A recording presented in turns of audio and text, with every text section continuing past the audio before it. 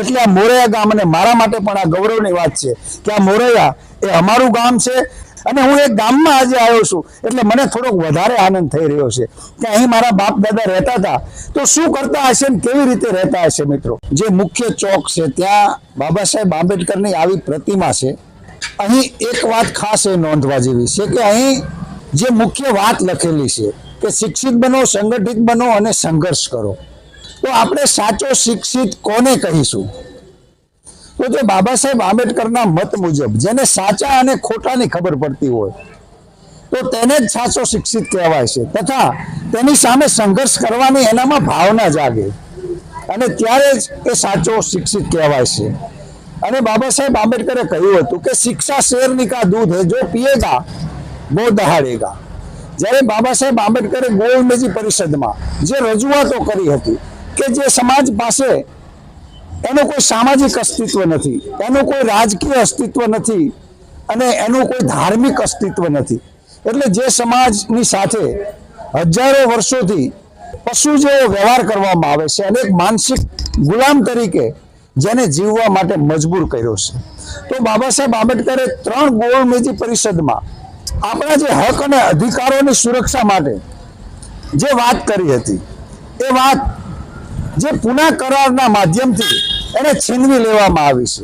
તો મિત્રો, અહીં લખેલું છે કે જન્મદિન 14/4/1891, નિર્વાણ દિન 6/12/1956, વિશ્વ વિભૂતિ ભારત રત્ન, ભારતીય નારી અને પછાતોના ઉદ્ધારક, બોધિસત્વ, ભારતીય બંધારણના ઘડવૈયા ડોક્ટર બાબા સાહેબ ભીમરાવ આંબેડકરની 125મી જન્મ જયંતિના પ્રસંગે આ પ્રતિમાનું અનાવરણ કરવામાં આવ્યું છે, જે વાલ્મીકી સમાજના અગ્રણી। મિત્રો, આ એક નોંધવા જેવી બાબત છે અને ખાસ મારા ધ્યાનમાં એ આવ્યું છે કે અહીં વાલ્મીકી સમાજના અગ્રણી એવું લખવામાં આવ્યું છે।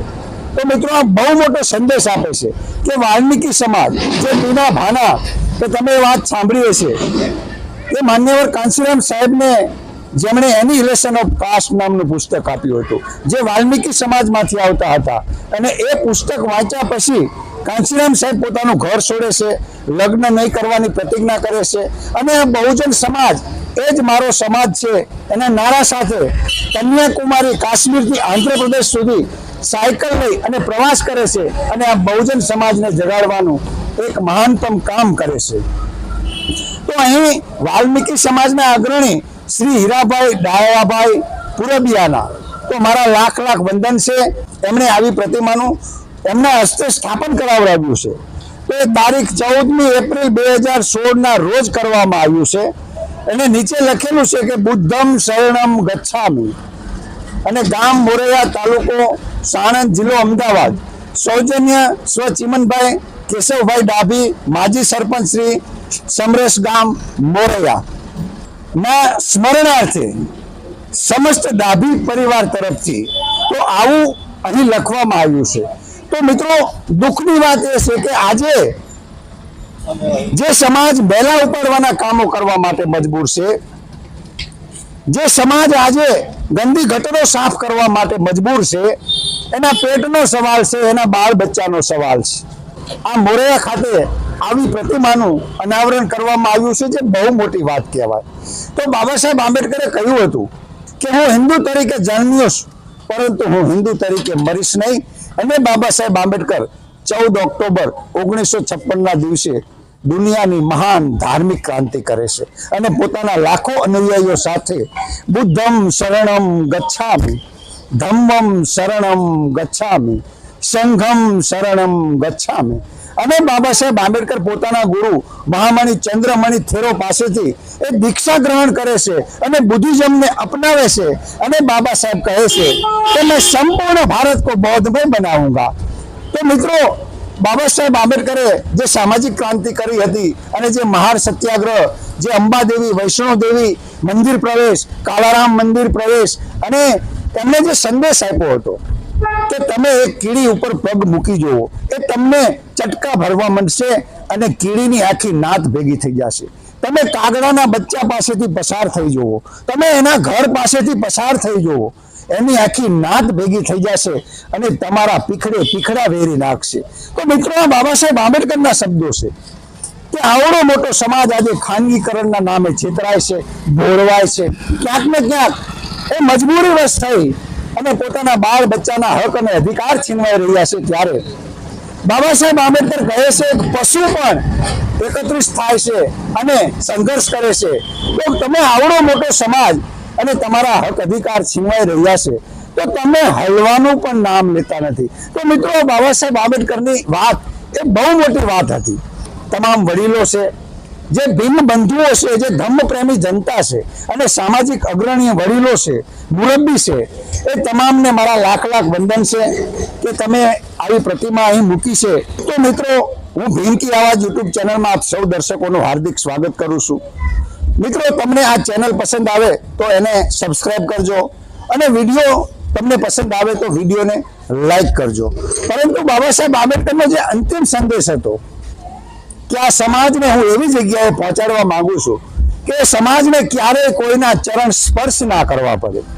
एक तरफ आम्बेडकर के खिलाफ दुनिया सारी थी, एक तरफ आम्बेडकर के खिलाफ दुनिया सारी थी, धर्म के नाम पे चलने वाली ये गद्दारी थी, लेकिन दुश्मन मेरे भीम का कुछ ना कर सके, लेकिन दुश्मन मेरे भीम का कुछ ना कर सके, क्योंकि कलम मेरे भीम की तलवार से भी भारी थी. અને મિત્રો, બાબા સાહેબ આંબેડકરે કહ્યું છે कि अगर गुलाम बनकर जियोगे तो लात मारेगी ये दुनिया, अगर तुम नवाब बनकर जियोगे तो यही दुनिया तुम्हें सलाम ठोकेगी. तो कब तक जिएंगे हम इस गुलामी में? तो बाबा साहेब आंबेडकરની વાત બહુ મોટી હતી મિત્રો. અને બાબા સાહેબ આંબેડકરે જ્યારે પોતાના જીવનકાળ દરમિયાન પોતાના 4 સંતાનોને બલિ ચડી ગઈ અને છતાંય એમને જે એસસી, એસટી, ઓબીસી અને જે દબાયેલો કચડાયેલો આ વર્ગ છે એને બંધારણની અંદર 5 મૂળભૂત અધિકારો આપ્યા છે. તો પહેલો અધિકાર આપ્યો છે કે દરેક નાગરિકને જીવન જીવવાનો અધિકાર છે. અને બીજો અધિકાર આપ્યો છે કે દરેક નાગરિકને સ્વતંત્રતાનો અધિકાર છે. ત્રીજો અધિકાર આપ્યો છે દરેક નાગરિકને સમાનતાનો અધિકાર છે. ચોથો અધિકાર આપ્યો છે દરેક નાગરિકને શોષણ તથા જુલ્મ સામે લડવાનો અધિકાર છે. અને પાંચમો અધિકાર આપ્યો છે દરેક નાગરિકને ભણવા તથા ઈચ્છા મુજબનો ધર્મ પાળવાનો અધિકાર છે. અને મિત્રો, આ મોરૈયા મારું ગામ છે અને મૂળ મારા દાદાનું ગામ, એટલે આ મોરૈયા ગામ અને મારા માટે પણ આ ગૌરવની વાત છે કે આ મોરૈયા એ અમારું ગામ છે. અને બાબા સાહેબે કીધું હતું કે I am firstly Indian and lastly Indian, કે હું પ્રથમે ભારતીય છું અને અંતે પણ ભારતીય છું. હું પ્રથમ ભારતીય છું, પણ મારા બાપ દાદા અહીં રહેતા હતા અને હું એક ગામમાં આજે આવ્યો છું એટલે મને થોડોક વધારે આનંદ થઈ રહ્યો છે કે અહીં મારા બાપ દાદા રહેતા હતા તો શું કરતા હશે ને કેવી રીતે રહેતા હશે મિત્રો. એટલે મને વધારે એ લાગણી થઈ છે. પરંતુ જે હીરાભાઈ ડાયાભાઈ પુરબિયાના જે વાલ્મીકી સમાજમાંથી આવે છે તો એ ગૌરવ લેવા જેવી બાબત છે. મિત્રો, વધારે વાત નહીં કરતા અહીં હું મારી વાત ટૂંકાવું છું. સૌ મિત્રોને જય ભીમ, જય ભારત, જય સંવિધાન, નમો બુદ્ધાય.